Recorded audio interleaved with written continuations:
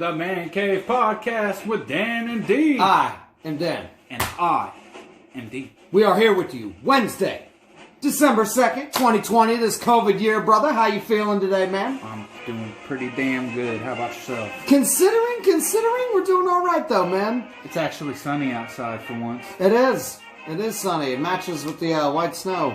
Woo! Makes it hard to see when you're driving, though. That it does. Hey, man, we, unfortunately, we didn't have a Buckeye game last week because of the damn COVID, man, but, we got a game coming up this week. Old Sparty's coming to town. Actually, we're going to Sparty, aren't we?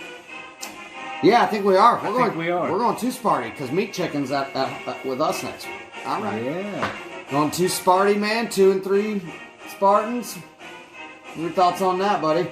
Well, I mean, they got pretty lucky last week when they went up against the 5-0 Northwestern Wildcats. They ended up picking off Ramsey twice.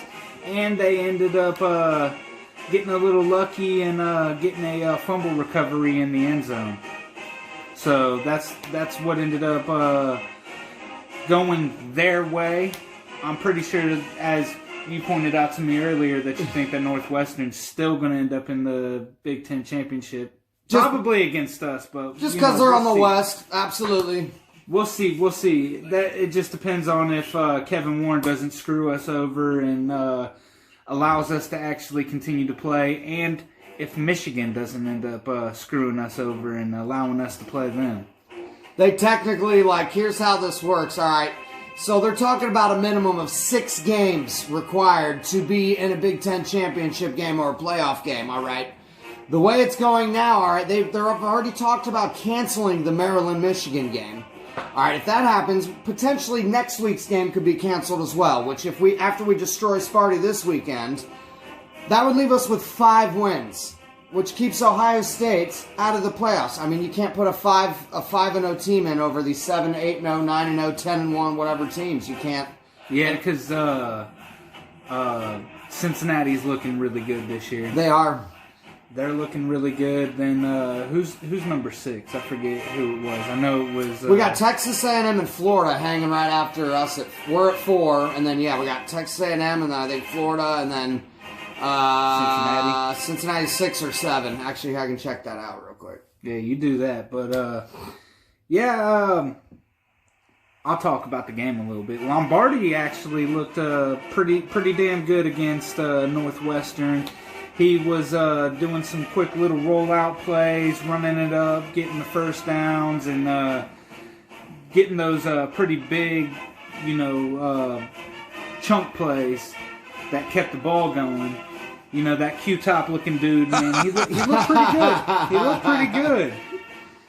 But dude, they have a great offense, man. I mean, but their defense also shut down the run game for them. I think Anderson got 41 yards and Bowser got 28. So they shut down the run game for Northwestern. They had some jerseys that looked a little similar to my shirt right here. Oh yeah, I'm ashamed to admit that. That neon green, man, is ridiculous. But hey, they did their thing against Northwestern, man. Yeah, they did. My thing is that I'm still concerned about our secondary.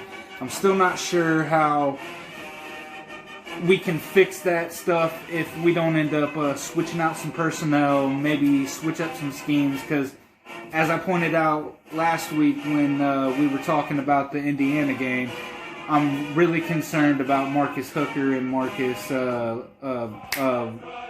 Williamson. And that's the thing about Sparty, man, is they don't have one receiver that's completely outstanding. They throw to 1, 2, 3, 4, 5, 6, 7 different guys, all 2, 3 catches at a time. They're going to spread the ball out. That's what Indiana did against us. Did you look at the rankings? And that's what Sparty's going to do. Yeah, I couldn't find. I know 4 and 5, Texas A&M and Florida. Okay. I don't know who 6 was, and then Cincinnati's still 7. Oh, Cincinnati 7? Okay. Yeah. I didn't know if you pulled that up because I seen you over there scrolling around on your phone. Oh, yeah, it's hard to see. I'm old. But I believe if we limit the first down plays, those big chunk plays and that scrambling, and we don't allow Michigan State to end up doing the same thing that Nebraska did in the first game with McCaffrey and Martinez. I think we'll shut them out. I'm wanting to say that it would be 40-17, but they can make it a little bit closer if we don't fix things on the defensive side of the ball, and hopefully Justin Fields is feeling himself and gets back out there and starts playing Justin Fields type of football. Absolutely agree with that, man. I think last game he was a little pressured, a little bit. He was making bad decisions, and really, if you're throwing a pick just because you made a bad decision, I'll take that over just you're a terrible passer. So I do too. I don't think that he'll come out looking like he did when we played Indiana, but I believe in that offense. I'm not too sure still about the defense, but who knows? Ryan Day is Ryan Day. I know he's going to be out this game, but what if we take a guy out of the box and just make them throw the ball? We know they're not going to beat us running, okay? No, what if we make them throw the ball? All right, so take a guy or two out of the box, pull a backer, pull a DN, just run a 3-4, and just run with corners and safeties and free safeties and make them throw the ball. This is a team that you can do that against. We're going to outscore them, which is, I think, where our advantage is, obviously. yes. On the show last night, they were just saying that we had a credible win. We had a good win against Indiana. We have a dynamic offense. We have a ton of weapons. Oh, yeah. And I say make Sparty throw the ball. That's how I think we can win, but if it really still depends on if we ended up fixing that secondary, because our linebackers are awesome, second to none in my opinion. But who am I? I'm just a Buckeye fan. I'm being biased, but that's what we do on the show. Yeah, I agree.